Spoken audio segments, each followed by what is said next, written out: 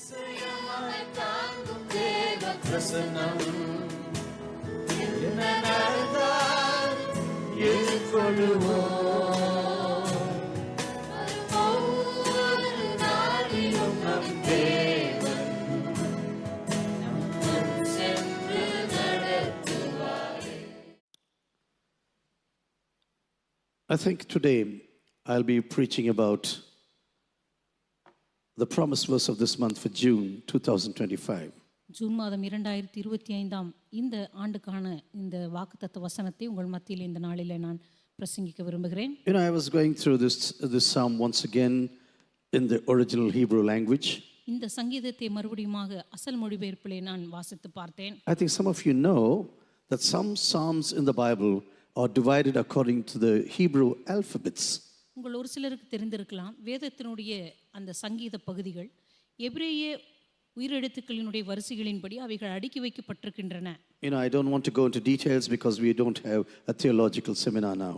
இப்பொழுது இறையியல் கருத்தரங்கு நடைபெறுகிற ஒரு நேரம் அல்ல, எனவே அதை நான் மிக விவரமாக சொல்வதற்கு எனக்கு நேரமில்லை. But sometimes it is good to know certain details so that when you talk with people that they know that there is a foundation, strong foundation in the word of God. ஆனால் சில வேளைகளில் இப்படிப்பட்ட தகவல்களை நீங்கள் தெரிந்து கொள்ளும்போது கர்த்தருடைய வார்த்தையில் இருக்கிறதான அந்த திடமான அஸ்திபாரத்தை நீங்கள் புரிந்து கொள்ள முடியும். Especially in Psalm 119 you will see this. விசேஷமாக சங்கீதம் 119 இதை நீங்கள் பார்க்க முடியும். The entire psalm is divided according to the alphabets of the Hebrew language. முழு சங்கீதமே எபிரேய மொழியினுடைய அந்த உயிரெழுத்துக்களுடைய வரிசைப்படி அவைகள் அடுக்கி வைக்கப்பட்டிருக்கின்றன. And this psalm too is divided according to the alphabets of the Hebrew language. அதேபோல் இந்த சங்கீதம் கூட எபிரேய எழுத்துக்களின்படி தான் வரிசைப்படுத்தப்பட்டிருக்கின்றன. But the problem is, if you know the Hebrew language, you may come to this question.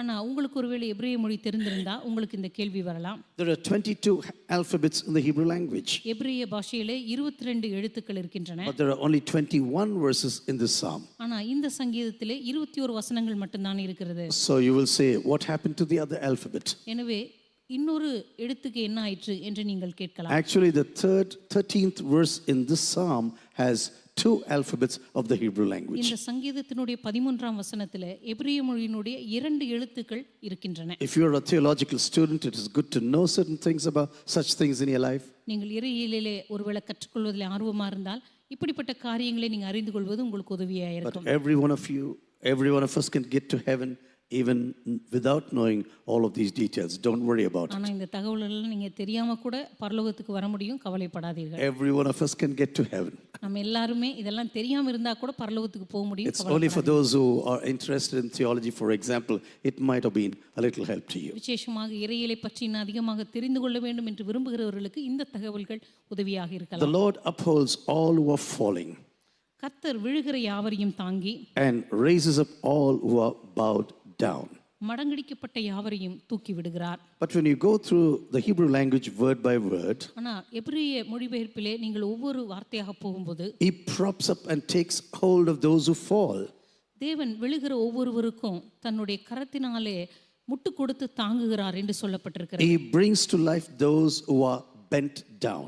அதே போல தங்களுடைய வாழ்க்கையிலே வளைந்து கிடக்கிற ஜனங்களை he props up, he builds again, he rebuilds தேவன் them. தாமே அவர்களுக்கு உயிர் கொடுத்து மறுபடியுமாக அவர்களை உயிர்ப்பிக்கிறார் அல்லது எழுப்பி விடுகிறார் என்று சொல்லப்பட்டிருக்கிறது. Just imagine this plant is now just bending down. உதாரணமாக ஒருவேளை இந்த செடி அப்படியே வளைந்து காய்ந்து போய் கிடக்கிறது என்று வைத்துக்கொள்வோம். And then you pour some water and then immediately it props up. அதுக்கப்புறம் அது கொஞ்சம் தண்ணீர் ஊற்றும் போது மறுபடியுமாக அது செழித்து நேராக வளரத் தொடங்குகிறது. This flower will never do this because this is plastic.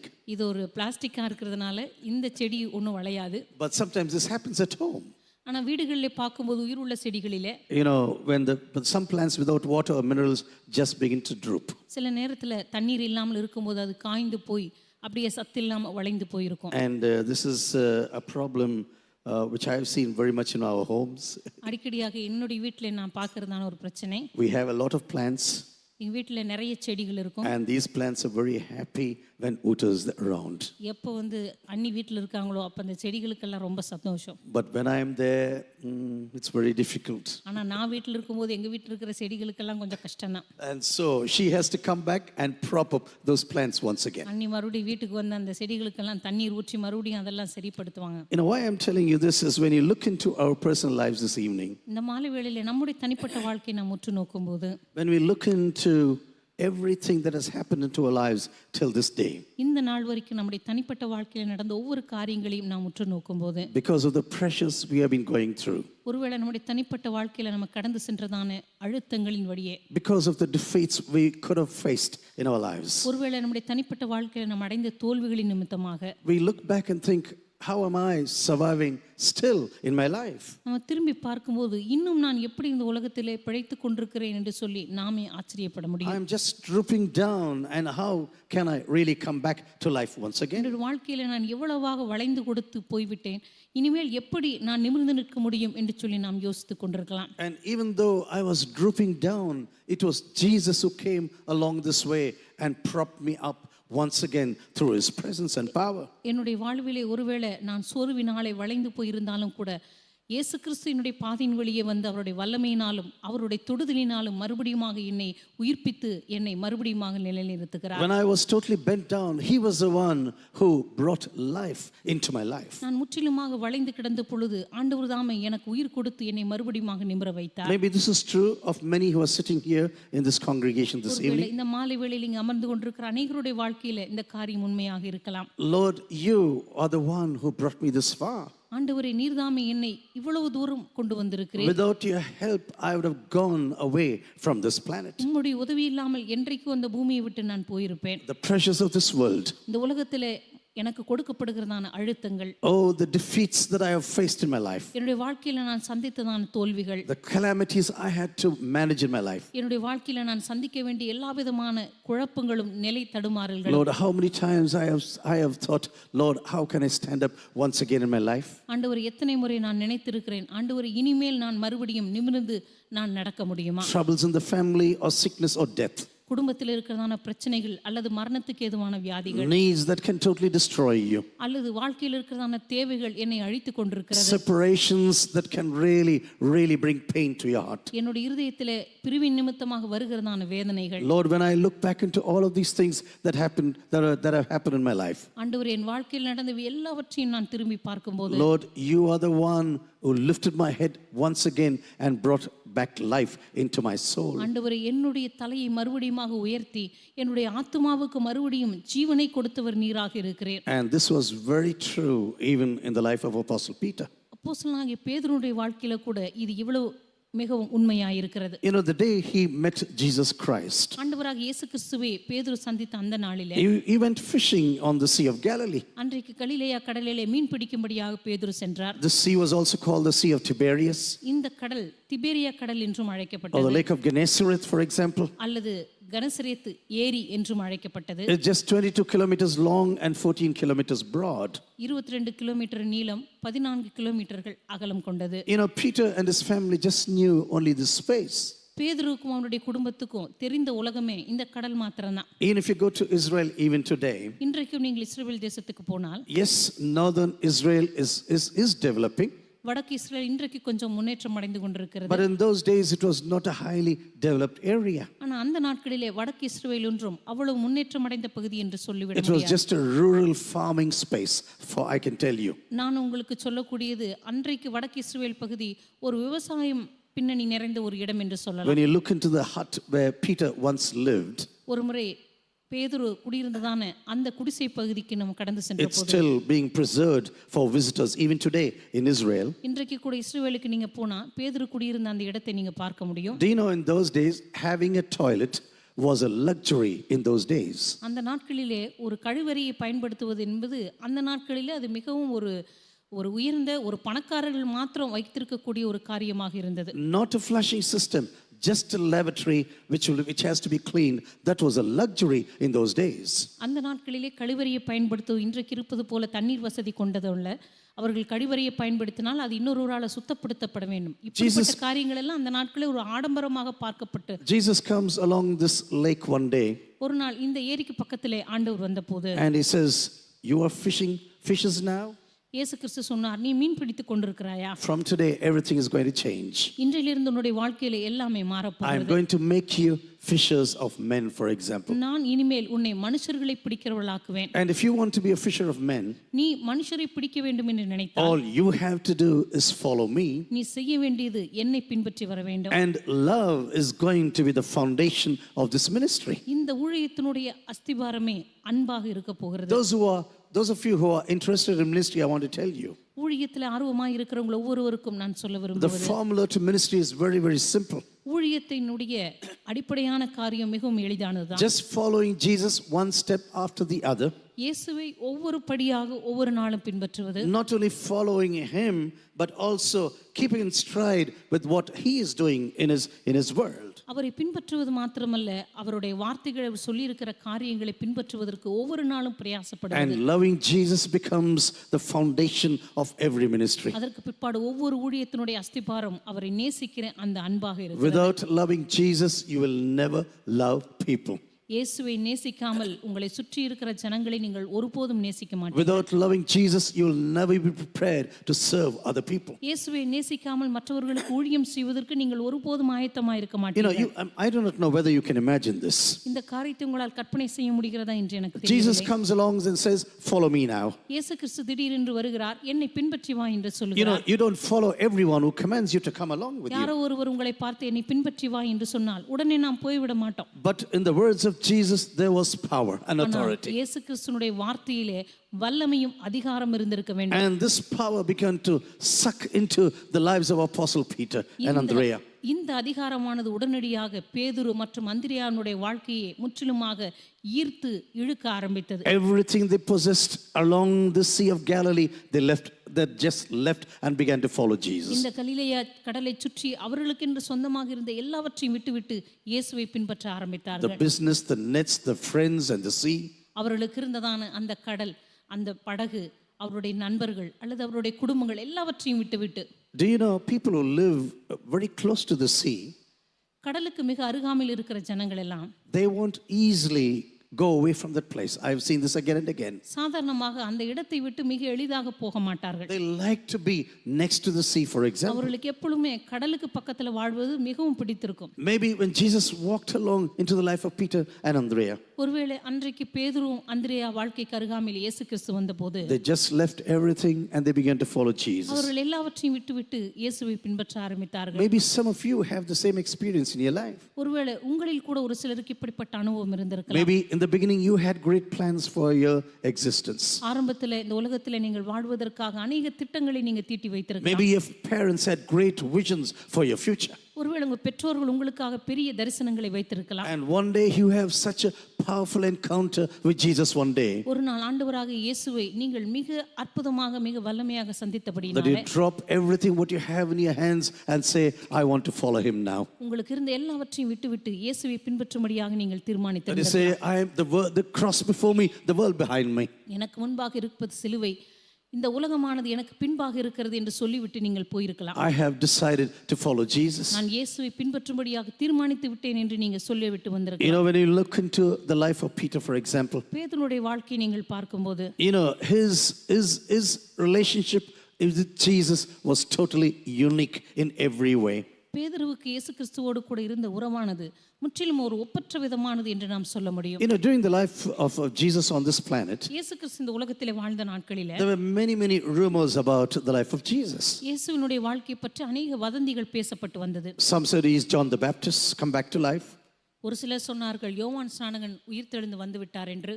He is Elijah or Jeremiah, இவர் எலியாவாக இருக்கலாம் அல்லது எரேமியாவாக இருக்கலாம் or he is one of the prophets of the Old Testament. அல்லது பழைய ஏற்பாட்டினுடைய ஏதோ ஒரு தீர்க்கதரிசியாக இருக்கலாம் என்று சொன்னார்கள். Because his words were so full of authority. ஏனென்றால் அவருடைய வார்த்தையானது முற்றிலும் அதிகாரம் நிறைந்ததாக இருந்தபடி Because his preaching was so commanding, they said, hey, this is John the Baptist, come back to life once again. அவருடைய பிரசங்கமானது மிகவும் அதிகாரமுடையவராக அவர் பிரசங்கித்தபடினாலே Because யோவான் ஸ்நானகன் உயிரோடு வந்து விட்டார் என்று சொல்லத் தொடங்கினார். His words were piercing into the hearts of the people. இயேசு கிறிஸ்துவினுடைய வார்த்தைகள் ஜனங்களுடைய உள்ளங்களுக்குள்ளாக ஊடுருவ ஆரம்பித்தது. And suddenly one day Jesus takes his disciples out for a vacation.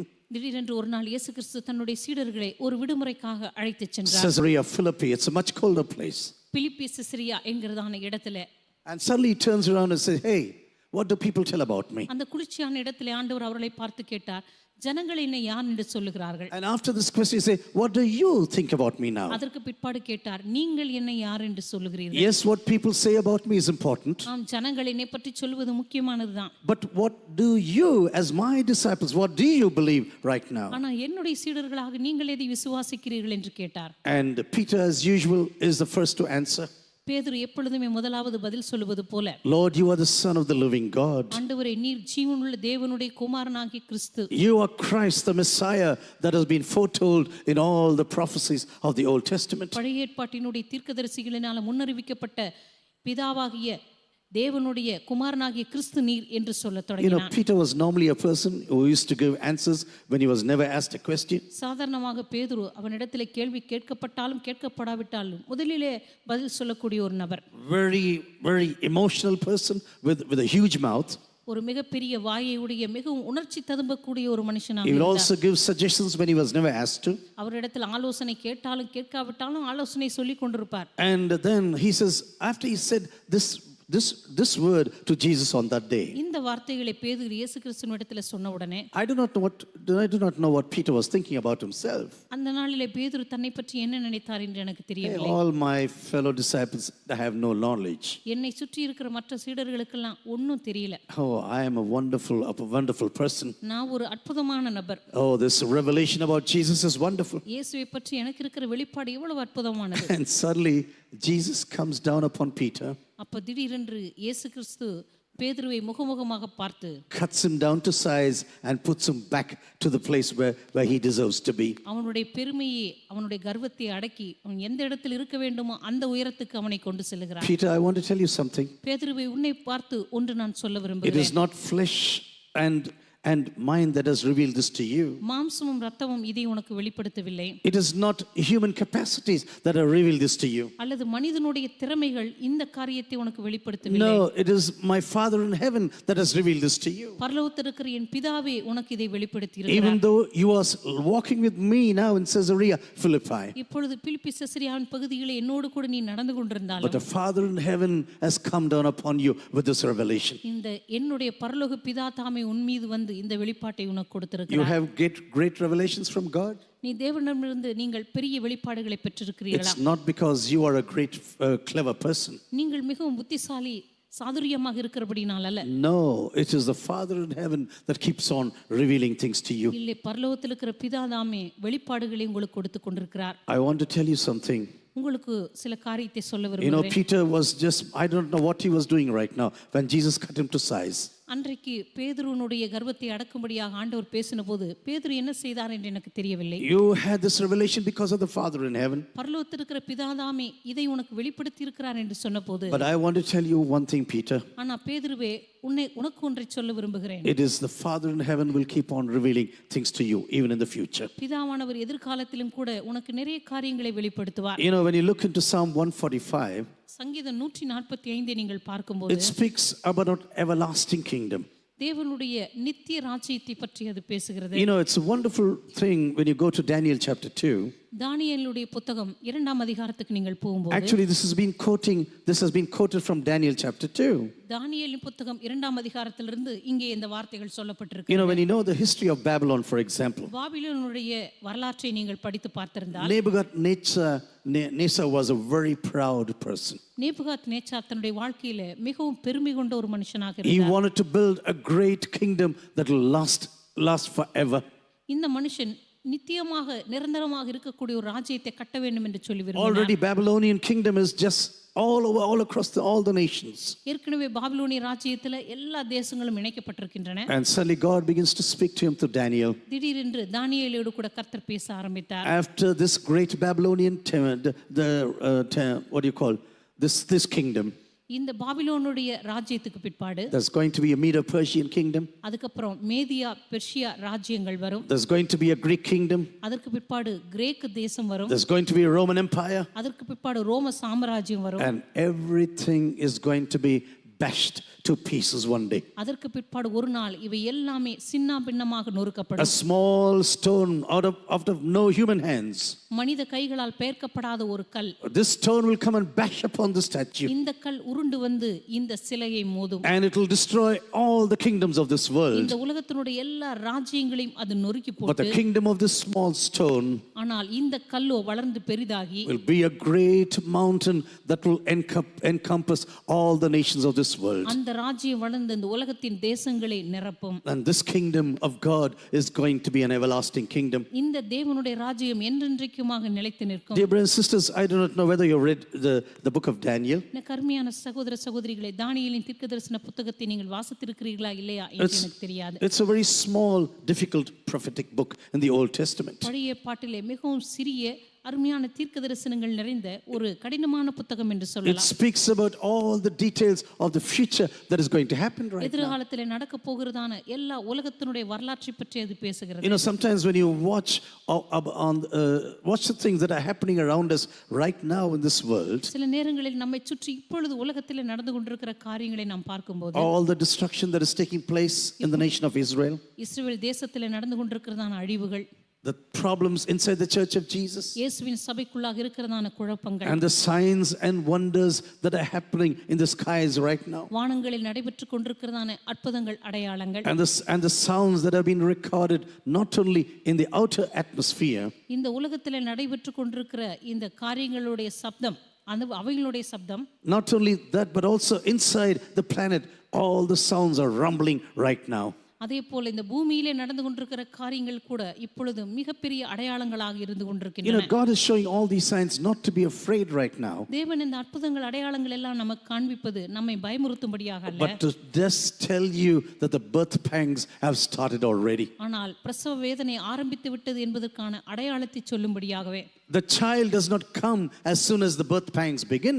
ஆரம்பத்திலே பிரசவ வேதனை வரும் பொழுது உடனடியாக அப்பொழுதே குழந்தை பிறந்து விட்டது என்று சொல்ல முடியாது. No, it is just the beginning of things that is going to happen now. இனிமே குழந்தையினுடைய பிறப்பிற்காக ஆரம்பத்தில் ஏற்படுகிறதான சில வழிகளினுடைய But அடையாளங்கள். you and I should know our redemption is drawing nearer and nearer. ஆனால் நம்முடைய ரட்சிப்பு சமீபித்து வருகிறது என்று சொல்லி நீங்களும் நானும் கலிகூற Can we முடியும். all raise our hands and say hallelujah? நம்முடைய கரங்களை உயர்த்தி ஹல்லேலூயா என்று சத்தமிட்டு Our சொல்லலாம். God's kingdom is an everlasting kingdom. நம்முடைய தேவனுடைய ராஜ்யம் நித்தியமான And ராஜ்யமாய் this இருக்கிறது. kingdom is never going to bow down before any kingdom of this world. இந்த ராஜ்யமான இந்த உலகத்தின் எந்த ராஜ்யத்துக்கு முன்பாகவும் தலை வணங்க It's போவதில்லை. going to encompass all across every nation of this world. இந்த உலகத்தினுடைய எல்லா தேசங்களுக்கு மேலாக அது ஆளுகை செய்ய போகிறது. And the throne of God is never going to bow down to any throne in this world. அதே போல தேவனுடைய சிங்காசனமானது இந்த உலகத்தின் எந்த சிங்காசனத்துக்கு முன்பாகவும் வணங்க போவதில்லை. When you look into the empty promises of Peter, for example, அன்றைக்கு பேதுருவினுடைய வீணான அந்த வாக்குகளை நாம் பார்க்கும்போது, not only he was a very emotional person, இந்த மனுஷன் மிகவும் உணர்ச்சி நிறைந்த ஒரு மனுஷனாக இருந்தது but he மாத்திரமல்ல, can promise so many things that he can never keep. தன்னுடைய வாழ்க்கையில தன்னால் நிறைவேற்ற முடியாத அநேக வாக்குறுதிகளையும் பேதுரு கொடுக்க The ஆரம்பித்தார். Bible says very clearly like this: வேதம் மிக தெளிவாக சொல்லுகிறது, if you make a promise to anyone, நீங்கள் யாருக்காவது ஒரு காரியத்தை ஆணையிட்டால், if you want to be in the presence of God, நீங்க ஆண்டவருடைய பிரசன்னத்திலே நிலைத்திருக்க if you விரும்பினால், want to come into the mountain of God in your life, தேவனுடைய பர்வதத்துக்கு நீங்கள் ஏறி வர விரும்பினால், even if it is going to cost you and you're going to have a loss in your life, உன்னுடைய வாழ்க்கையில் அந்த ஆணையிட்டு நிமித்தமாக நஷ்டமே வந்தாலும் கூட, even then you have to fulfill it. நஷ்டமே வந்தாலும் ஆணையிட்டதிலே தவறக்கூடாது என்று But சொல்லப்பட்டிருக்கிறது. this man makes a lot of promises. ஆனா இந்த மனுஷனோ அநேக காரியங்களை ஆணையிடுகிறார். Lord, even if everyone is gone, I will be with you. ஆண்டவரே, எல்லாருமே உம்மை விட்டு போக நேர்ந்தாலும் நான் உம்மை விட்டு போக மாட்டேன். Lord, even if I'm going to be killed, I'm not going to leave you. ஆண்டவரே, உம்மோடு கூட நான் மரிக்க வேண்டியதா இருந்தாலும் கூட உம்மை விட்டு நான் பிரிந்து போக மாட்டேன். But soon, when the days of trouble came upon the life of Peter. ஆனா பேதுருடைய வாழ்க்கையிலே எப்பொழுது துன்பங்களும் இடுக்கண்களும் வர ஆரம்பித்ததோ He said, I don't know this person. உடனடியாக சொல்ல ஆரம்பித்தார், இந்த இயேசுவை எனக்கு தெரியாது. I don't know this person whom we are talking about. நீங்க யாரை பற்றி பேசுகிறீர்கள் என்று எனக்கு தெரியாது. He began to curse even at the time when trouble started to come upon him. அவனுடைய வாழ்க்கையில பிரச்சனைகள் தொடங்க ஆரம்பித்த போது இயேசுவை எனக்கு தெரியாது என்று சொல்லி அவன் சத்தியம் பண்ண கூட தொடங்கினான். You know, sometimes we will think, oh, only Peter was like this. சில நேரத்தில் நம்ம நினைப்போம், ஓ பேதுரு தான் இப்படிப்பட்ட காரியங்கள் எல்லாம் செய்வார். But what about the promises you and I made to the Lord in our lives? ஆனா நம்முடைய வாழ்க்கையில நீங்களும் நானும் ஆண்டவருக்கு என்னென்ன வாக்குறுதிகள் எல்லாம் கொடுத்தோம்? All the promises we have made to God in our lives. நம்முடைய வாழ்க்கையில ஆண்டவருக்கு நாம் கொடுத்த எல்லா வாக்குகளும், All these promises, most of them are just flowing down the river Kaveri right now. நாம் ஆண்டவருக்கு கொடுத்த எத்தனையோ வாக்குறுதிகள் இன்றைக்கு காவேரி தண்ணியிலே ஓடிக்கொண்டிருக்கிறது. I do not know whether there's water now in river Kaveri. இப்பொழுது காவேரியில தண்ணி ஓடுகிறதா இல்லையா என்று எனக்கு தெரியவில்லை. My friends who come here from Europe tell me, hey, you say this is a river, there is only sand. ஐரோப்பாவிலிருந்து இந்தியாவுக்கு வருகிறவர்கள் சொல்லுவார்கள், நீங்க இந்த காவேரி ஆறு என்று சொல்லுகிறீர்கள், ஆனா அங்க வெறும் மணல் மட்டும் தானே இருக்கு. They'll be making fun whenever I say this is the river Kaveri in South India. சொல்லுவேன், தென்னிந்தியாவுல காவேரி நதி இதுதான் பாத்துக்குங்க அப்படின்னு And சொல்லுவாங்க. they'll be looking out of the car and say, where's the river here? அவங்க கார்ல இருந்து அப்படி எட்டி பார்த்து சொல்லுவாங்க, ஏதோ ஆறுன்னீங்களே அது எங்க இருக்குது அப்படின்னு. There's only sand here. And so when water goes, Adi 18 for example, water flows through this river. ஒருவேளை ஆடி 18 அந்த மாதிரி நேரத்துல தண்ணி திறந்து விடுவாங்க. All our promises are just gushing through.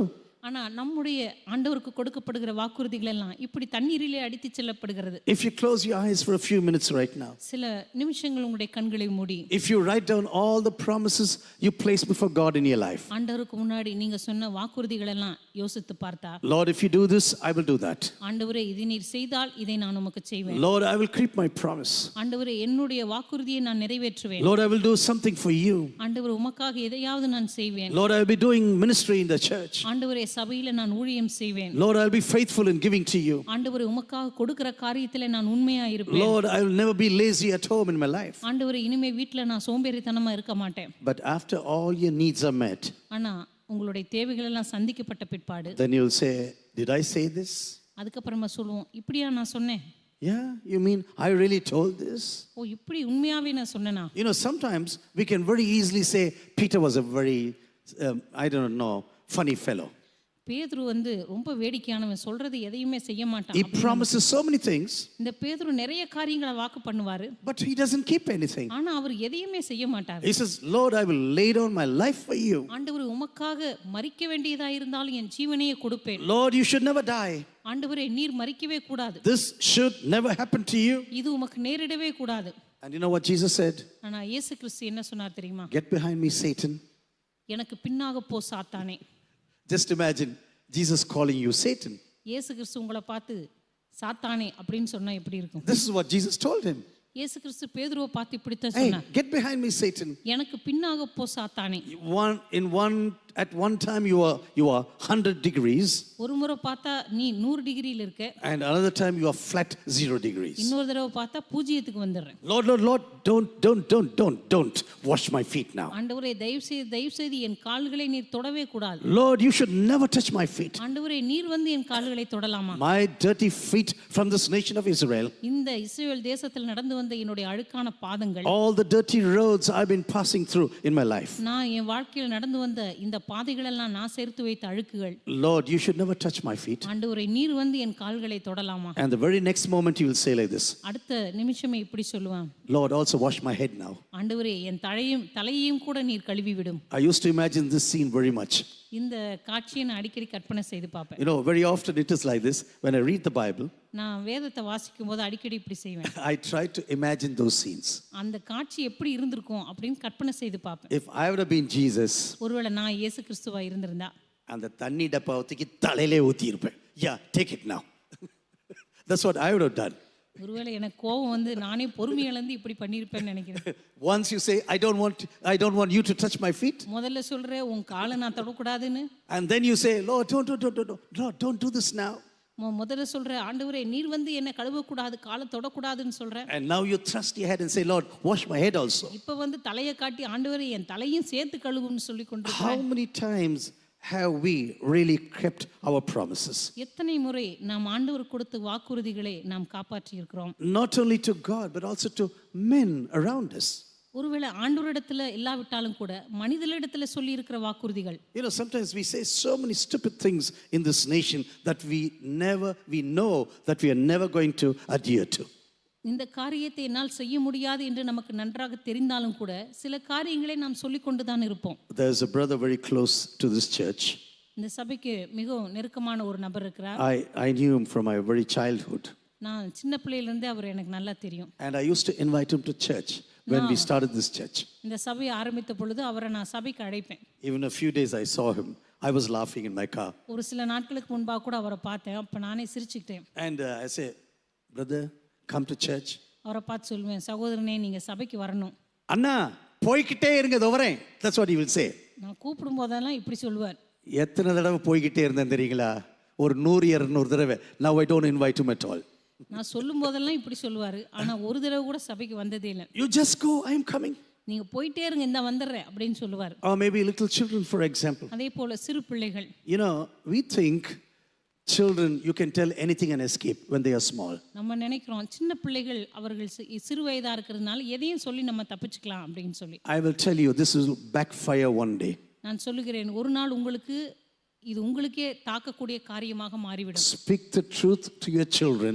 பிள்ளைகளிடத்துல உண்மையை பேசுங்க. If not, you are going to suffer one day. அப்படி இல்லைன்னா ஒரு நாள் அது நிமித்தம் நீங்கள் The கஷ்டப்படுவீர்கள். very same lies you are telling them today as a game, இன்றைக்கு ஒரு விளையாட்டா அந்த பிள்ளைகளிடத்துல நீங்க சொல்லுகிறதான பொய்கள் எல்லாம் this will come back to you one day. ஒரு நாள் இந்த பொய்கள் எல்லாம் உங்களிடத்துக்கே திரும்பி வரும். A great educationalist, I was watching him one day about his children.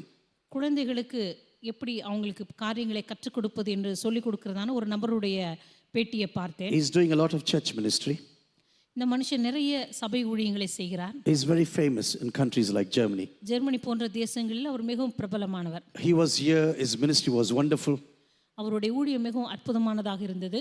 And I asked him, can you please extend your stay by one more day in India? அவர் ஒரு முறை இந்திய தேசத்துக்கு வந்திருந்த போது நான் சொன்னேன், இந்திய தேசத்துல நீங்க வந்திருக்கீங்க, இன்னும் ஒரு நாள் கூட உங்களுடைய பிரயாணத்தை நீங்க ரத்து பண்ணி இங்க இருக்க முடியுமா என்று கேட்டேன். He said, I will try. I will speak to my children first. அப்ப அவர் சொன்னார், முதல்ல என்னுடைய பிள்ளைகளிடத்துல பேசிட்டு நான் சொல்றேன். I will ask my children for permission.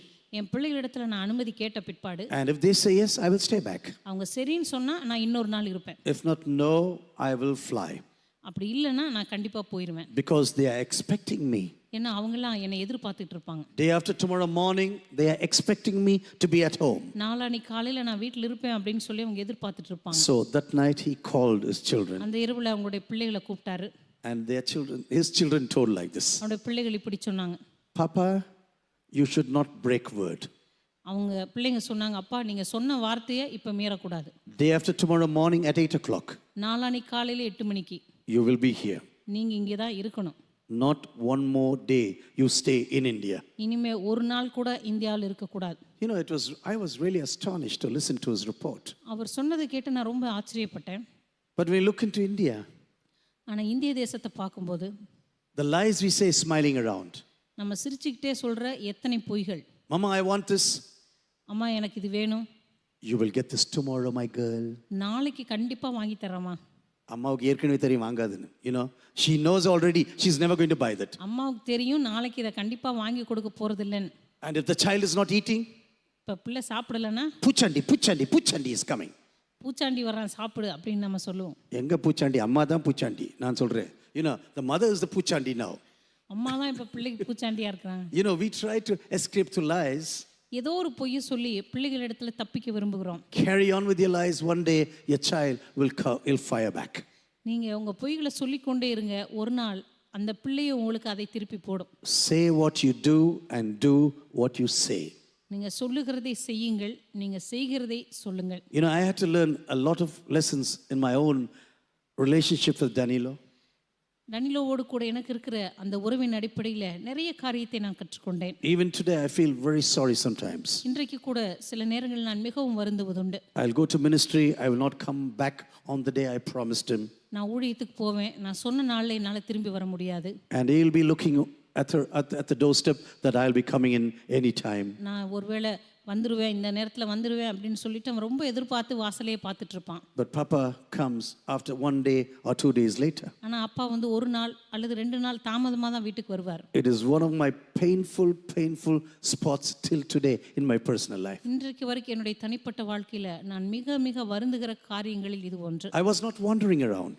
நான் இதுவும் வேணுமென்றே ஊரை சுற்றி கொண்டிருக்கவில்லை. Yes, I was involved in ministry. ஊழியத்தில் தான் நான் இருந்தேன். But sometimes we can so easily break our words. ஆனால் எவ்வளவு எளிதாக பிள்ளையிடத்தில் சொல்லுகிற வாக்குறுதிகளை நாம் உடைக்கிறோம். We can make false promises அநேக தவறான வாக்குறுதிகளை நாம் கொடுக்கிறோம். that really hurts the other person.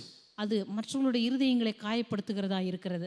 But you know, one of the greatest things has happened after Jesus was resurrected. ஆனால் இயேசு கிறிஸ்து உயிர்த்தெழுந்த பிற்பாடு ஒரு மிகச்சிறந்த காரியம் When நடைபெற்றது. you go to 1 Corinthians chapter 15 verse 5 1 கொரிந்தியர் புத்தகம் 15ஆம் அதிகாரம் 5ஆம் வசனத்துக்கு நீங்கள் போகும்போது, or Luke chapter 24 verses 33 to 35, அல்லது லூக்கா எழுதின சுவிசேஷம் 24 34 35 நீங்க வாசிக்கும் போது, do you know it says he appeared to Cephas, then to the 12. அவர் உயிர்த்தெழுந்த பிற்பாடு முதலாவது கேபாவுக்கு தரிசனமானார், அதற்கு பிற்பாடு 12 பேருக்கு You know, தரிசனமானார். Cephas was actually Peter's name, another name. கேபா என்கிறதான பெயர் பேதுருனுடைய இன்னொரு பெயராயிருந்தது. You know, after Jesus was resurrected, இயேசு கிறிஸ்து உயிர்த்தெழுந்த பிற்பாடு I do not know what he spoke to Peter on that day, அந்த நாளில் பேதுருனிடத்தில் இயேசு கிறிஸ்து என்ன பேசினார் என்று நமக்கு தெரியாது. but it is for sure that Jesus wanted to meet this man personally. ஆனால் இந்த மனுஷனை தனிப்பட்ட முறையில் சந்திக்க வேண்டும் என்று சொல்லி இயேசு முடிவெடுத்தார். He belonged to the innermost circle of Jesus. இந்த பேதுரு இயேசு கிறிஸ்துவினுடைய உள்வட்டத்திலே ஒரு மனுஷனாக இருந்தார். He and John and James, there were the Trinity, very close to Jesus in those days. பேதுரு, யாக்கோபு, யோவான் இந்த 3 பேரும் தான் இயேசுவோடு கூட எங்க போனாலும் கூடவே செல்வார்கள். And they were so close.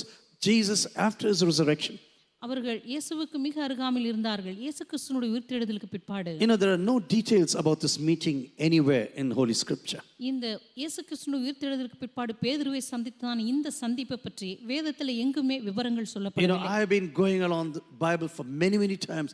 I could not find even a single clue until today. வேதத்தை அநேக முறை நான் புரட்டி வாசித்து பார்த்திருக்கிறேன். ஆனால் இயேசு கிறிஸ்துவினுடைய இந்த உயிர்த்தெழுந்த முதல் சந்திப்பை பற்றி, இந்த பேதுருவோடு கூட இருந்த அந்த சந்திப்பை பற்றி எங்குமே சொல்லப்படவில்லை. But I think it was a very special thing that Jesus wanted to tell to Peter on that day. ஆனால் அன்றைக்கு பேதுருவுக்கு ஆண்டவர் ஒரு விசேஷித்த காரியத்தை சொல்ல விரும்பினார் என்று நான் நினைக்கிறேன். I do not know whether they hugged one another and wept for a long time. ஒருவேளை அவர்கள் இருவரும் கட்டி அணைத்து மிக நீண்ட நேரம் அழுது இருக்கலாம். Maybe Peter was just repenting for all the dirty things that he had done in these days. ஒருவேளை அந்த நாட்களில் பேதுரு தேவனுக்கு விரோதமாய் செய்த காரியங்களை பற்றியெல்லாம் அவர் மனம் திரும்பி இருக்கலாம். There are no details about this in the Holy Scripture. அதை பற்றி பரிசுத்த வேதத்தில் எந்த ஒரு விவரமும் எங்கும் சொல்லப்படவில்லை. Only Jesus and Peter know the secrets of this meeting.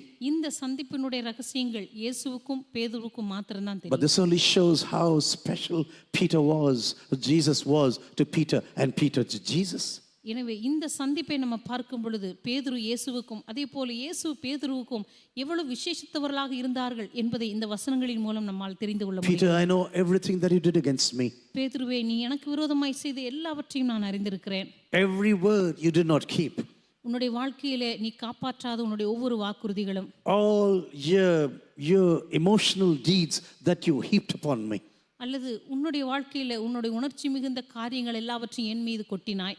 Even though you did all these things, இவை எல்லாவற்றையும் நீ செய்தாலும் கூட I still love you.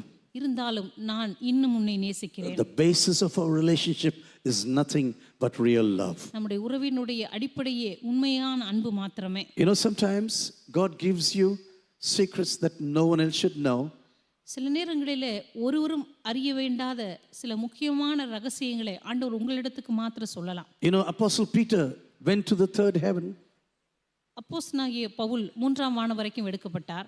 Special revelation. அவர் கொடுக்கப்பட்ட ஒரு விசேஷித்த வெளிப்பாடு. No other man had this revelation. இந்த வெளிப்பாடு வேதத்தில் வேறு எவருக்கும் கொடுக்கப்படவில்லை. But he kept quiet about this for 13 years. ஆனால் இந்த ரகசியத்தை பற்றி 13 வருடங்கள் அவர் யாருக்கும் சொல்லாமல் அமைதியாக வைத்திருந்தார். But you know what? The tragedy today is this amongst the children of God. ஆனால் இன்றைக்கு தேவனுடைய பிள்ளைகள் மத்தியில காணப்படுகிற மிக மோசமான பரிதாபத்துக்குரிய காரியம், Just a small revelation God can give you, கர்த்தர் உங்களுக்கு ஒரு சின்ன வெளிப்பாட்டை கொடுத்தால் போதும், and you go and publish this all over. எல்லா இடங்களிலும் போய் அதை பற்றி விளம்பரம் பண்ணுவது, Oh, it's all over in social media, உடனடியாக எல்லா சமூக வலைதளங்களில போட்டு விடுவது, all over the television services. அல்லது இருக்கிற எல்லா தொலைக்காட்சி ஒளிபரப்புகளிலே Oh, சொல்வது, look at this wonderful revelation God has given to me. தேவன் எனக்கு கொடுத்ததான இந்த அற்புதமான வெளிப்பாட்டை பாருங்கள். But God said to Peter, this is between you and me. ஆனால் ஆண்டவர் பேதுருவை பார்த்து சொன்னார், இது உனக்கும் எனக்கும் நடுவிலே மாத்திரம் இருக்கிற You காரியம். know, some years ago, I was preaching in SK Mahal, சில வருடங்களுக்கு முன்பாக எஸ்கே மஹால்ல நான் பிரசங்கம் பண்ணி and கொண்டிருந்தேன். I forgot one of the very important points in this message. அந்த செய்தியிலே ஒரு மிக முக்கியமான காரியத்தை நான் சொல்ல மறந்து விட்டேன். I went back home and I was so angry about myself. நான் வீட்டுக்கு திரும்பி போன பிற்பாடு என் மேலே எனக்கே மிக கோபம் வந்தது. How can you ever forget this important point in your message? உன்னுடைய செய்தியில இந்த முக்கியமான இந்த கருத்தை நீ எப்படி சொல்ல மறந்த? And I was so angry upon myself. என் மேலேயே நான் ரொம்ப கோபமா அப்படியே யோசிச்சுட்டு இருந்தேன். And that was prolonging even till the evening on that day. அது மாலை வரைக்கும் எனக்குள்ள அது போய்க்கொண்டே இருந்தது. And then I said, Lord, how can I ever forget this point in this message? அதுக்கப்புறம் நான் யோசிச்சேன், ஆண்டவரே இந்த செய்தியில் இவ்வளவு முக்கியமான ஒரு கருத்தை நான் சொல்ல மறந்துட்டேனே அப்படின்னு நான் ஜெபித்த போது, And this is what God told me personally on that day.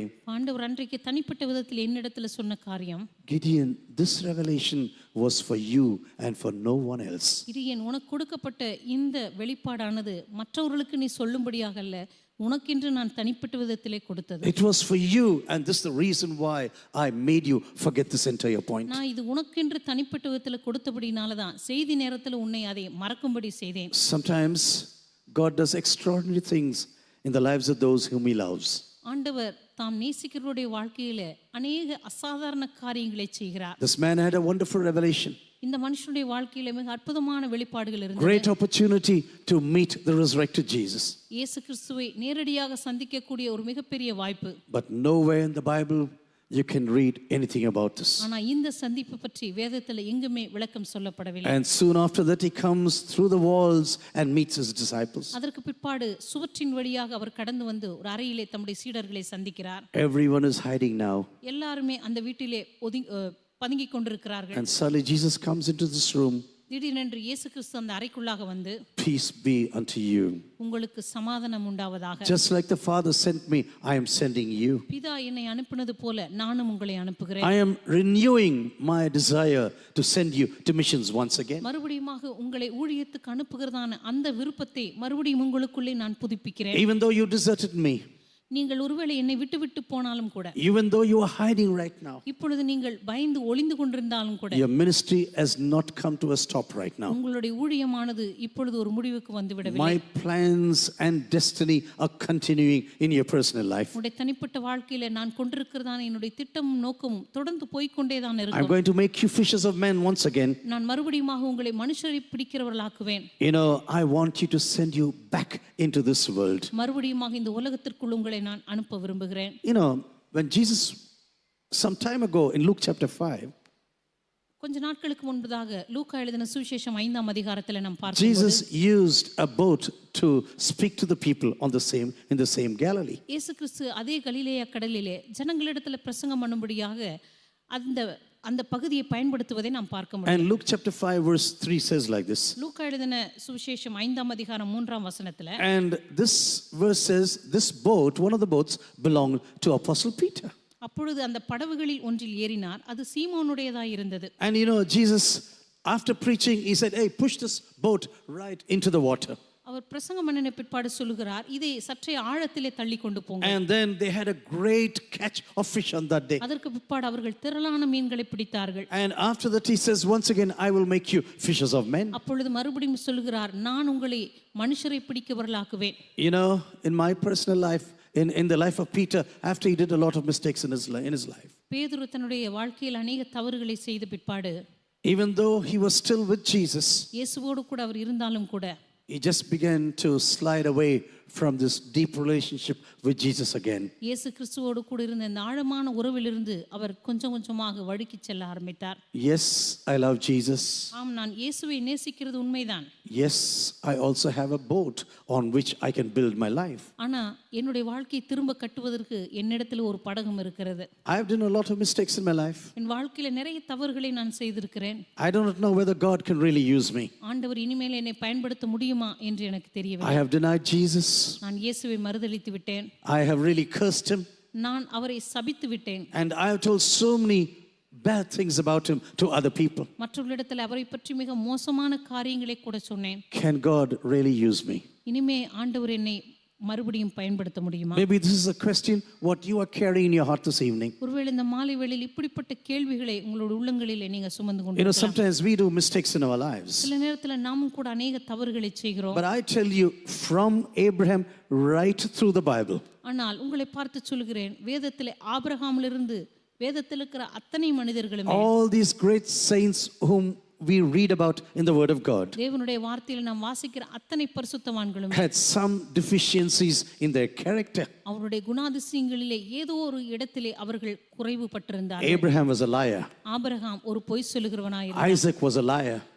ஈசாக்கு கூட பொய் சொல்லுகிறவராயிருந்தார். Sarah could not wait for the time of God. சாராள் தேவனுடைய நேரத்துக்காக காத்திருக்க She says, முடியாதவளாயிருந்தாள். I will help God to fulfill his promises. சாராள் சொன்னாள், தேவன் தம்முடைய நோக்கத்தை நிறைவேற்றுவதற்கு நான் அவருக்கு கொஞ்சம் உதவி செய்கிறேன். She was the key person playing a very negative role in that family. அந்த குடும்பத்தில் மிக பாதகமான காரியம் நடைபெறுவதற்கு முக்கிய காரணராக இருந்தது சாராள் தான். About Jacob, I don't need to say a lot of things about to you யாக்கோபை right பத்தி now. சொல்ல வேண்டிய அவசியமே இல்லை. Oh, David, I don't need to say a lot of things about him. தாவீது அவரை பற்றி ஏராளமான காரியங்களை And சொல்லலாம். this is the reason why in Hebrews chapter 12 you read about this. இந்த காரணத்தினால் தான் எபிரேயருக்கு எழுதின நிருபம் 12ஆம் அதிகாரத்தில் இப்படி Looking வாசிக்கிறோம். unto Jesus, who is the beginner and finisher of your faith. உங்களுடைய விசுவாசத்தை துவக்குகிறவரும் முடிக்கிறவருமாகிய இயேசுவை நோக்கி. Abraham never started your faith. Abraham ஒருபோதும் உங்களுடைய விசுவாசத்தை துவங்கவில்லை. There were great things to learn from the life of David. ஒருவேளை தாவீதுடைய வாழ்க்கையிலிருந்து மிகப்பெரிய காரியங்களை நீங்க கற்றுக்கொள்ள முடியும். But God never asked you to follow David in your life. ஆனால் உங்களுடைய வாழ்க்கையில ஒருபோதும் நீங்கள் தாவீதை பின்பற்றும்படி He ஆண்டவர் said, உங்களுக்கு follow சொல்லவில்லை. Jesus, who is the beginner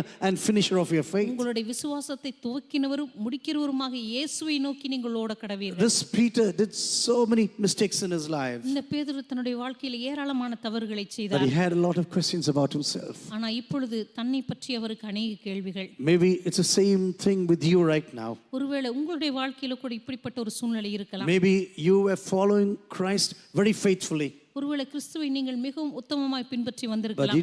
due to some reason you fell back. ஆனா ஏதோ ஒரு காரணத்தினால நீங்கள் பின்மாறி இருக்கலாம். Maybe you say, Lord, will you really use me again? ஒருவேளை நீங்க இப்போ சொல்லிக் கொண்டிருக்கலாம், ஆண்டவரே மறுபடியுமாக என்னை நீர் What பயன்படுத்துவீரா? about the calling you placed upon my life? என் வாழ்க்கையின் மீது நீர் கொடுத்ததான அழைப்புக்கு என்னவாயிற்று? Lord, what about the faith I confessed before other people about you? மற்றவர்களுக்கு முன்பாக உம்மை குறித்து நான் விசுவாச அறிக்கையிட்டேனே, அந்த அறிக்கைக்கு என்னவாயிற்று? Lord, will you ever use me once again in the future? ஆண்டவரே எதிர்காலத்தில் இனிமேல் நீர் என்னை பயன்படுத்துவீரா? But you know, suddenly one day this man came to an idea. ஆனா திடீரென்று இந்த மனுஷனுக்கு ஒரு நாள் ஒரு எண்ணம் உதித்தது. You know, I'm going to go back to my old life. நான் என்னுடைய பழைய வாழ்க்கைக்கே திரும்பி செல்ல போகிறேன். I will be blatantly disobedient to the call of God. ஆண்டவருடைய அழைப்புக்கு நான் வேண்டுமென்றே மீறி செல்ல போகிறேன். I will come to a decision that is blatantly against the call of God upon my life. ஆண்டவருடைய அழைப்புக்கு நேர் எதிராக என்னுடைய முடிவு இருக்க I போகிறது. don't want to follow Jesus anymore. இனிமேல் இயேசுவை பின்பற்ற நான் விரும்பவில்லை. I have my boat. என்னிடத்துல ஆரம்பத்துல படகு இல்ல. I have my boat. எனக்கு படகு இருக்கிறது. I know how to fish. எப்படி மீன் பிடிக்கிறது என்று எனக்கு தெரியும். I can build my own business. என்னுடைய சொந்த வியாபாரத்தை நான் கட்ட முடியும். Why should I be a fishers of men? ஏன் இப்ப போய் நான் மனுஷனை பிடிக்கிறவர்களா இருக்கணும்? And as soon as he told the other disciples he is going fishing now. நான் மீன் பிடிக்க போகிறேன் என்று அவர் மற்ற சீடரிடத்தில் சொன்ன உடனே The other people also say, hey, we are coming along. மற்றவர்களும் சொன்னார்கள், நாங்களும் கூட வருகிறோம். Even John and Jacob say, hey, yeah, we are coming along. யோவானும் யாக்கோவும் கூட சொன்னார்கள், நாங்களும் வருகிறோம். You know, this is the problem with leaders even today. இன்றைக்கும் கூட தலைவர்களிடத்திலே காணப்படுகிற மிக முக்கியமான பிரச்சனை இதுதான். The mistakes what you do will surely multiply. தலைவர்களாக இருந்து நீங்கள் செய்கிறதான தவறுகள் நிச்சயமாகவே பெருகும். Because you are the role model for other people. ஏனென்றால் மற்றவர்களுக்கு நீங்கள் தானே முன்மாதிரியாக And இருக்கிறீர்கள். they will say, Peter can do this. பேதுருவே இதை செய்கிறார், and why not I do this? அப்படின்னா நான் ஏன் இதை He செய்யக்கூடாது? is going back to fishing. இந்த மனுஷனே மறுபடியும் மீன் பிடிக்க He போகிறார், doesn't want to be in ministry anymore. இனிமே அவருக்கு ஊழியத்தை செய்ய போறதில்லை, He is going to have his own business in future. அவரே எதிர்காலத்தில் தன்னுடைய சொந்த வியாபாரத்தை தொடங்க போறார். So why should I not go along with Peter? எனவே நானும் கூட ஏன் பேதுருவோடு கூட போகக்கூடாது? You know, Jesus told him very clearly in the beginning. இயேசு கிறிஸ்து ஆரம்பத்தில் மிக தெளிவாக சொன்னது, Jesus says, I am going to show you my authority in Luke chapter 5. லூக்கா எழுதின சுவிசேஷம் 5ஆம் அதிகாரத்தில் என்னுடைய அதிகாரத்தை உனக்கு நான் காண்பிக்கிறேன் என்று அவர் சொன்னார். There's going to be a huge draught of fish when I am going to command this. நான் கட்டளையிடும்போது உனக்கு திரளான மீன்கள் கிடைக்கும்படி செய்வேன். You know, I am the God of the impossible in your life. உன்னுடைய வாழ்க்கையில முடியாத காரியங்களை முடிய பண்ணுகிற தேவனாய் நான் இருக்கிறேன். If I have called you to ministry, Peter, நான் உன்னை ஊழியத்துக்கு அழைத்திருந்தால் I பேதுருவே, can do extraordinary signs and wonders in your life. உன்னுடைய வாழ்க்கையில அசாதாரணமான அற்புதங்களை அடையாளங்களை என்னால் செய்ய முடியும். But now Peter is so far away from God in his heart. ஆனா இப்பொழுதோ பேதுரு தேவனிடமிருந்து தன்னுடைய இருதயத்தை வெகு தூரமாக்கி கொண்டான். You know, at that time Peter said to Jesus like this, ஆரம்பத்திலே பேதுரு இப்படி சொன்னார், Lord, I trust you and throw the net right now. ஆண்டவரே உம்முடைய வார்த்தையின்படியே வலையை Do போடுகிறேன். you know what was the reason for this victory on that day? அன்றைக்கு பேதுருவுக்கு கிடைத்த வெற்றியினுடைய ஆரம்பம் என்ன தெரியுமா? It's only because of his obedience victory came into his life. இயேசு கிறிஸ்துவினுடைய வார்த்தையின் மீது அவருக்கு இருந்த விசுவாசத்தினாலே கீழ்ப்படிதலினாலே அவருக்கு அந்த வெற்றி But கிடைத்தது. sometimes we are so disobedient to God ஆனா சில நேரங்களில் நம்ம ஆண்டவருக்கு மிகவும் கீழ்ப்படியாமல் போகிறபடினாலே that we have to face defeats in our personal நம்முடைய lives. தனிப்பட்ட வாழ்க்கையில அநேக தோல்விகளை நாம் சந்திக்க வேண்டியதா இருக்கிறது. You know, this man was a leader in those days. இந்த மனுஷன் அந்த நாட்களில் ஒரு தலைவராக இருந்திருக்கிறார். On this revelation, heavenly revelation, I am going to build my church. என்னுடைய சபையை நான் கட்டுவேன். You know, I'm going to build my church on your heavenly revelation. இந்த பரலோக வெளிப்பாட்டின் மீது என்னுடைய சபையை நான் கட்டுவேன் என்று ஆண்டவர் சொன்னார். I'm giving you a unique opportunity in my kingdom. என்னுடைய ராஜ்யத்தில் உனக்கு ஒரு ஒப்பற்ற அழைப்பை கொடுத்திருக்கிறேன் என்று The சொன்னார். first message in Jerusalem is going to be from you. எருசலேமிலே சொல்லப்படுகிறதான முதல் செய்தி அது உன்னிடத்திலிருந்து வருகிற செய்தியாயிருக்கும். You are going to plant the first church in Jerusalem. எருசலேமிலே முதல் சபையை நீ கட்டி The எழுப்புவாய். first healing at the gate of beauty is going to be from you. அலங்கார வாசலிலே நடைபெற போகிறதான முதல் அற்புதம் அது உன் கைகளினாலே நடக்க போகிறது. Peter, this is your calling upon your life. பேதுருவே இதுதான் உன்னுடைய வாழ்க்கையில் இருக்கிறதான அழைப்பு. But when such a big man of God meets such a terrible decision, ஆனால் இப்படிப்பட்ட மிகப்பெரிய தேவ மனிதன் தன்னுடைய வாழ்க்கையில மிகப்பெரிய சரிவை சந்திக்க தொடங்குகிறார். you know, all his friends also come along with him. அவருடைய நண்பர்களும் கூட அவரோடு கூட மீன் பிடிக்க வருகிறார்கள். And as they are fishing in the Sea of Galilee, அன்றைக்கு கலிலேய கடலிலே அவர்கள் மீன் பிடிக்க போனபோது you know, Jesus comes along. இயேசு கிறிஸ்து அந்த வழியாக வருகிறார். He's never going to leave them. அவர்களை அவர் தனியாக விட்டு போகிறதில்லை. You know, wonderful Jesus. அற்புதமான இயேசு. How many times we have done the same things in our lives? எத்தனை முறை நம்முடைய வாழ்க்கையிலும் கூட இதே காரியத்தை நாம் செய்திருக்கிறோம். We say, my business is important. என்னுடைய வியாபாரம் எனக்கு முக்கியமானது. Calling, everything I know. அழைப்பு இதெல்லாம் எனக்கு தெரியும் தான். But money is better. ஆனா பணம் இன்னும் முக்கியமானது. When I go out fishing, நான் போய் மீன் பிடிச்சா I can be self-sufficient. எனக்கு தேவையானதை நான் வாங்கிக்கலாம். I can have a lot of money. என் கையில நிறைய பணம் இருக்கும். Why should I go to full-time ministry? எதுக்காக நான் போய் முழு நேர ஊழியத்துக்கு போகணும்? Why should I listen to your word, Jesus? எதுக்காக இயேசுவே உம்முடைய வார்த்தைகளுக்கு நான் கீழ்ப்படியணும்? You know, I want to go out fishing now. நான் போய் மீன் பிடிக்க போறேன். And I want to have a life of total independence. நான் முற்றிலுமாக சுதந்திரமா வாழ விரும்புறேன். The first time at the great draught of fishes in his life, முதல் முறையாக அவனுடைய வாழ்க்கையில when God gave him a great amount of fishes in his net. பேதுருவுக்கு ஆண்டவர் முதலாக லூக்கா எழுதின சுவிசேஷம் 5ஆம் அதிகாரத்துல திரளான மீன்களை கொடுத்தபோது He was so enamored about the holiness of Jesus. ஆண்டவருடைய பரிசுத்தத்தை பற்றி பேதுரு மிகவும் ஆச்சரியப்பட்டார்.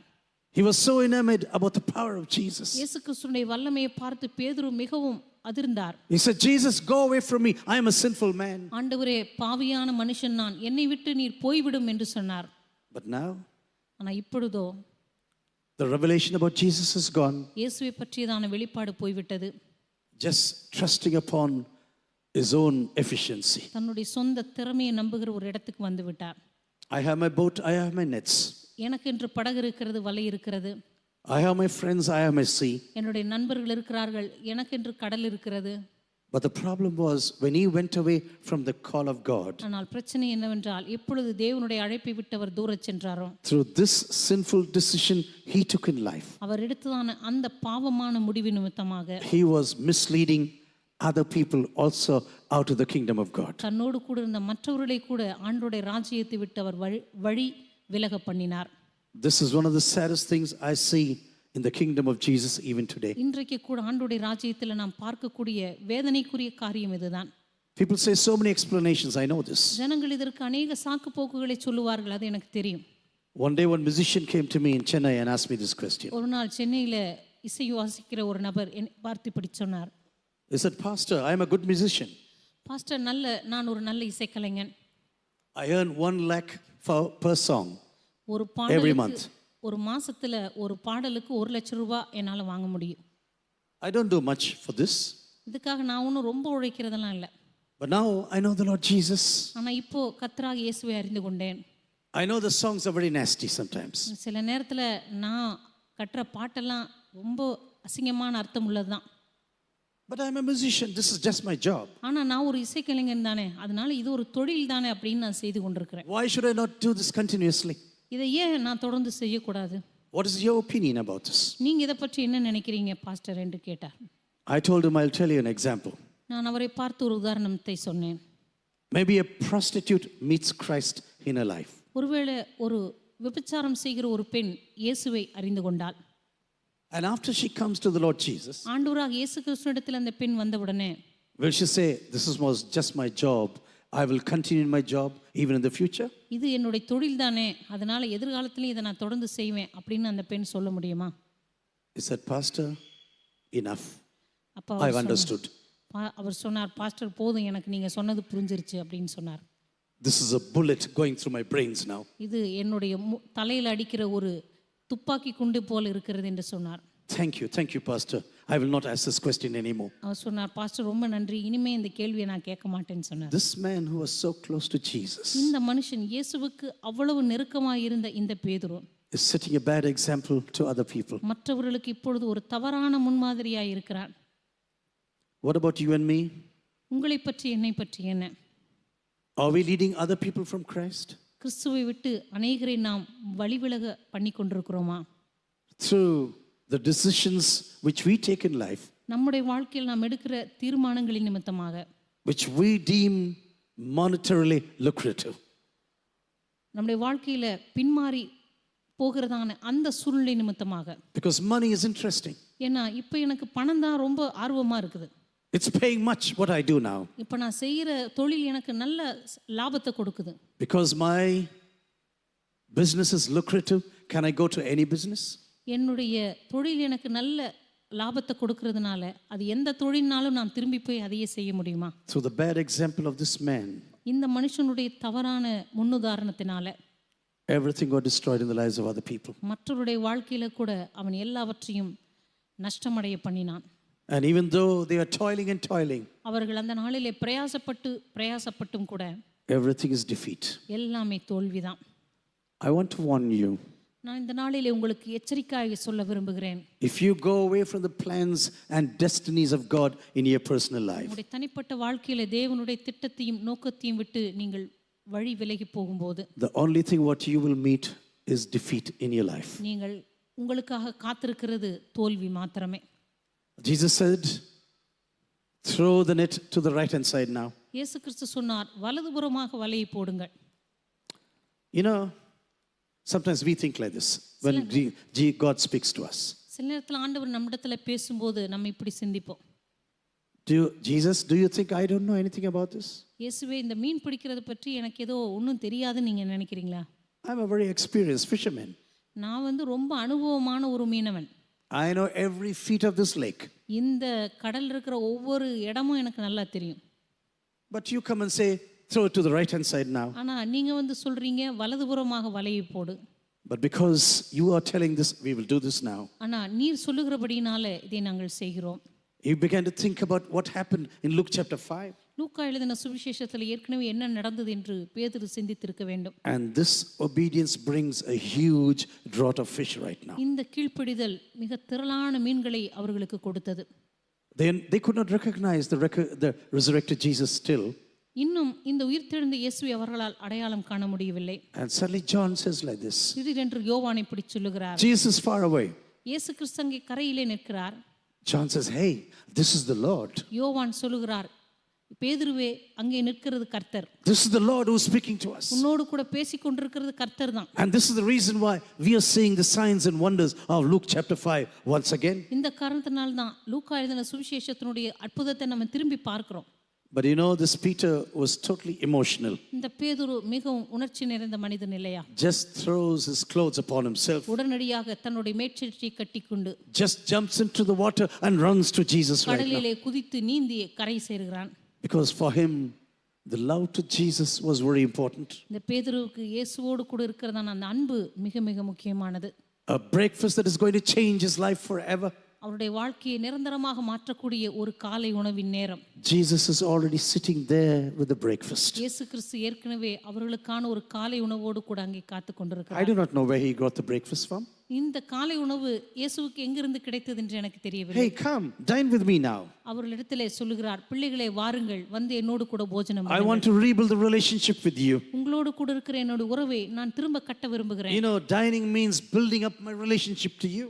உன்னோடு கூட சாப்பிடுவது என்பது உன்னோடு கூட இருக்கிற உறவை புதுப்பிப்பதற்கு அடையாளம். In the beginning, I made you fishers of men. ஆரம்பத்திலே உன்னை மனுஷனை பிடிக்கிறவளாக்குவேன் என்று சொன்னேன். I'm come back to this calling once again. இதே அழைப்புக்கு நான் மறுபடியுமாக வருகிறேன். And I never change. நான் ஒருபோதும் மாறாத தேவனாய் Our இருக்கிறேன். God never changes. நம்முடைய தேவன் ஒருபோதும் மாறாதவராய் Even இருக்கிறார். though we have gone far away from God, ஒருவேளை ஆண்டவரை விட்டு நம்ம வெகு தூரம் போயிருக்கலாம், done so many mistakes, எத்தனையோ தவறுகளை செய்திருக்கலாம், gone on our own paths, நம்முடைய சொந்த பாதைகளை நம்ம தெரிந்து கொண்டிருந்திருக்கலாம், building up our own businesses once again, நம்முடைய சொந்த வியாபாரங்களை மறுபடியும் செய்திருக்கலாம், misleading other people in ministry. மற்றவர்களை ஊழியத்திலிருந்து இடற பண்ணியிருக்கலாம்.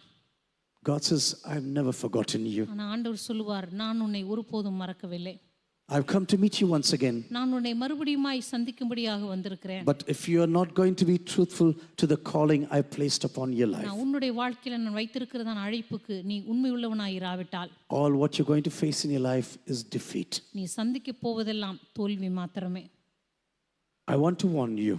நான் உங்களுக்கு எச்சரிக்கையாய் சொல்ல விரும்புகிறேன். If God has put a calling upon your life, தேவன் உங்களுடைய வாழ்க்கையில் ஒரு அழைப்பை கொடுத்திருந்தால், come back to the calling once again. மறுபடியுமாக தேவன் கொடுத்த அழைப்பின் இடத்திற்கு திரும்பி வாருங்கள். Don't go back to your old boats, I tell you. உங்களுடைய பழைய படகுக்கு திரும்பி செல்லாதிருங்கள். Don't say, Lord, I tried everything, I have failed. ஆண்டவரே, எல்லாவற்றையும் முயற்சித்து பார்த்து விட்டேன், எல்லாம் தோல்விதான் என்று சொல்லாதிருங்கள். No, Lord, I don't want ministry anymore. இல்லை இல்லை, இனிமேல் எனக்கு ஊழியம் எல்லாம் வேண்டாம், I want to come back to you. நான் உம்மிடத்திற்கு வர விரும்புகிறேன். And the only demand what Jesus places before Peter on that day, அன்றைக்கு பேதுருவிடத்தில் ஆண்டவர் கேட்ட ஒரே ஒரு நிபந்தனை, do you really love me? நீ உண்மையாகவே என்னை நேசிக்கிறாயா? Nothing else. வேறு ஒன்றையும் கேட்கவில்லை. No preconditions. வேறு எந்த முன் நிபந்தனைகளையும் போடவில்லை. No promises. எந்த வாக்குறுதிகளையும் கேட்கவில்லை. There are no hours of repentance. அல்லது நீ மனம் திரும்ப வேண்டும் என்று எந்த மணிக்கணக்காக பேசிக் கொண்டிருக்கவில்லை. The basis of my ministry is going to be loving Jesus. என்னுடைய ஊழியத்தினுடைய அஸ்திபாரமே இயேசுவை நேசிப்பது மாத்திரம்தான். If you are prepared to love, நீ நேசிக்க ஆயத்தமாய் இருந்தால், come into my ministry once again. என்னுடைய ஊழியத்திற்கு நீ மறுபடியுமாய் கடந்து வா. Take care of my congregation. என்னுடைய ஆட்டுக்குட்டிகளை மேய்ப்பாயாக. Come back to my sheep once again. என்னுடைய ஆட்டுக்குட்டிகளை பொறுப்பெடுத்துக் கொள்வாயாக. Ministry is based on nothing but love. ஊழியம் என்பது வேறொன்றுமல்ல, அது அன்பை அடிப்படையாக கொண்டது. Loving Jesus, loving his congregation. இயேசுவை நேசிப்பது, இயேசுவின் சபையை நேசிப்பது, Loving his people. அவருடைய ஜனங்களை நேசிப்பது. And God says, come back to me once again. ஆண்டவர் சொன்னது, மறுபடியுமாக என்னிடத்திற்கு திரும்பி வா. I want every eyes to be closed this evening. நீங்க எல்லாரும் உங்களுடைய கண்களை மூடும்படியாக கேட்டுக்கொள்கிறேன். I do not know what you're going through right now. இப்பொழுது உங்களுடைய வாழ்க்கையில எந்த சூழ்நிலை வழியே போய் கொண்டிருக்கிறீர்கள் என்று எனக்கு தெரியாது. Maybe you're far away from God right now. ஒருவேளை ஆண்டவரை விட்டு மிக தூரத்திலே நீங்க போயிருக்கலாம்.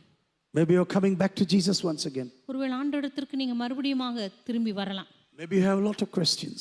உங்களுடைய இருதயத்தில் ஏராளமான கேள்விகள் இருக்கலாம். Lord, will you ever accept me once again? ஆண்டவரே, நீர் மறுபடியுமாக என்னை ஏற்றுக்கொள்வீரா? This Simon Peter became a servant, an apostle of Jesus Christ once again. இந்த சீமோன் பேதுரு மறுபடியுமாக இயேசு கிறிஸ்துவினுடைய ஊழியக்காரனும் அப்போஸ்தலனுமாக மாறினார். He became a servant once again மறுபடியுமாக தேவனுக்காக ஒரு அடிமையாக மாறினார். because of the love he had on Jesus. இயேசுவின் மீது இருந்த அவருடைய அன்பினால. He said, I want to serve people. அவர் சொன்னார், நான் ஜனங்களுக்கு ஊழியம் செய்ய விரும்புகிறேன். I want to serve the church of Jesus. இயேசுவின் சபையிலே நான் ஊழியம் செய்ய விரும்புகிறேன். I'll be a planter of the church of Jesus. இயேசுவின் சபையை நிறுவுகிற ஒரு நபராக மாற விரும்புகிறேன். I want us to search our hearts this evening. இந்த மாலை வேளையில் நம்முடைய இருதயங்களை ஆராய்ந்து பார்ப்போமாக. Maybe we have many questions in our hearts this night. ஒருவேளை நம்முடைய இருதயங்களில் ஏராளமான கேள்விகள் இருக்கலாம். Lord, the way I've gone away from you, ஆண்டவரே, உம்மை விட்டு நான் கடந்து சென்ற இந்த தூரங்கள், I want to say just this thing to you once again. ஆண்டவரே, இந்த காரியத்தை மறுபடியுமாக உம்மிடத்திலே நான் சொல்ல விரும்புகிறேன். You know everything. ஆண்டவரே, நீர் எல்லாவற்றையும் அறிந்திருக்கிறேன். You know everything. ஆண்டவரே, நீர் எல்லாவற்றையும் அறிந்திருக்கிறேன். You see everything. ஆண்டவரே, நீர் எல்லாவற்றையும் பார்க்கிறேன். There's nothing to hide before you. உமக்கு முன்பாக மறைப்பதற்கு ஒன்றுமில்லை. I just want to surrender and say, Lord, I want to come back to you. ஆண்டவரே, உமக்கு முன்பாக என்னை அர்ப்பணித்து நான் சொல்ல விரும்புகிறேன். ஆண்டவரே, உம்மிடத்திற்கு நான் திரும்பி வர விரும்புகிறேன். No big promises. பெரிய வாக்குறுதிகள் எல்லாம் கிடையாது. No hours of repentance once again. ஏதோ மணிக்கணக்காக மனம் திரும்புகிற ஒரு சூழ்நிலை கிடையாது. Just like the younger son coming back to the father. எப்படி அந்த இளைய மகன் தன்னுடைய தகப்பனிடத்திற்கு திரும்பி வந்தாரோ. In Luke chapter 15, லூக்கா எழுதின சுவிசேஷம் 15ஆம் அதிகாரத்தில் the father hugged him even though he came back from the pigs. அவன் பன்றிகள் இடத்தினின்று திரும்பி வந்திருந்தாலும் கூட தகப்பன் ஓடிப்போய் அந்த இளைய மகனை அணைத்துக் கொள்கிறார். He had the ring of authority once again. மறுபடியுமாக அவனுடைய கரங்களிலே அந்த அதிகாரத்தின் மோதிரத்தை போடுகிறார். He was not barefooted like a servant in that house. அந்த வீட்டிலே மற்ற வேலைக்காரர்களைப் போல வெறுங்காலாக அல்ல, அவனுக்கு ஒரு நல்ல பாதரட்சியை கொடுக்கிறார். He had the special robe for special occasions once again. தன்னுடைய வீட்டிலே முக்கியமான நாட்களை அணியக்கூடிய ஒரு விசேஷத்த உடையை அவருக்கு கொடுக்கிறார். This is what God wants to give you once again. இதைத்தான் ஆண்டவர் உங்களுக்கு மறுபடியுமாக செய்ய விரும்புகிறார். This is what God wants to give you once again. ஆண்டவர் மறுபடியுமாக இதை உங்களுக்கு கொடுக்க விரும்புகிறார். Maybe you can just raise your hands and begin to pray right now. உங்களுடைய கரங்களை உயர்த்தி காண்பீங்கள். உங்களுக்காக நான் ஜெபிக்க விரும்புகிறேன். Lord, this is my situation. ஆண்டவரே, இதுதான் என்னுடைய சூழ்நிலை. Big mistakes. ஆண்டவரே, பெரிய தவறுகள் எல்லாம் செய்து விட்டேன். But you're a great God. ஆனால் நீரோ பெரிய தேவனாக இருக்கிறீர். I want to tell you I love you. ஆண்டவரே, உம்மை நான் நேசிக்கிறேன் என்று நான் சொல்ல விரும்புகிறேன். Lord, I love you. ஆண்டவரே, உம்மை நான் நேசிக்கிறேன். Lord, use me according to your own desire. ஆண்டவரே, உம்முடைய சொந்த விருப்பத்தின்படி சித்தத்தின்படி என்னை பயன்படுத்துவீராக. We're coming to the table of the Lord this evening. இந்த மாலை வேளையிலே கர்த்தருடைய பந்திக்கு நாம் வரும்போது I want every one of us to stand up in the presence of God. எல்லாரும் ஆண்டவருடைய பிரசன்னத்தில் எழும்பி நிற்கலாம். என்னை காண்பவரே, Lord, I want to tell you, ஆண்டவரே, உம்மை பார்த்து நான் சொல்ல விரும்புகிறேன். you are the one who sees me. ஆண்டவரே, நீரே என்னை காண்கிற தேவனாக இருக்கிறீர். You are the one who sees me. ஆண்டவரே, நீரே என்னை காண்கிற தேவனாக இருக்கிறீர். Even though I may sit in the wilderness, ஆண்டவரே, ஒருவேளை நான் வனாந்தரத்திலே உட்கார்ந்து கொண்டிருந்தாலும் கூட, with no place to go, நான் போவதற்கு எந்த வழியும் இல்லாமல் இருந்தாலும் கூட, abandoned by people, மனுஷர்களால் கைவிடப்பட்டிருந்தாலும் கூட, thank you, Lord, that you come down in my personal life. ஆண்டவரே, என்னுடைய தனிப்பட்ட வாழ்க்கையில் நீர் கடந்து வந்திருக்கிறதுக்காக உமக்கு நன்றி.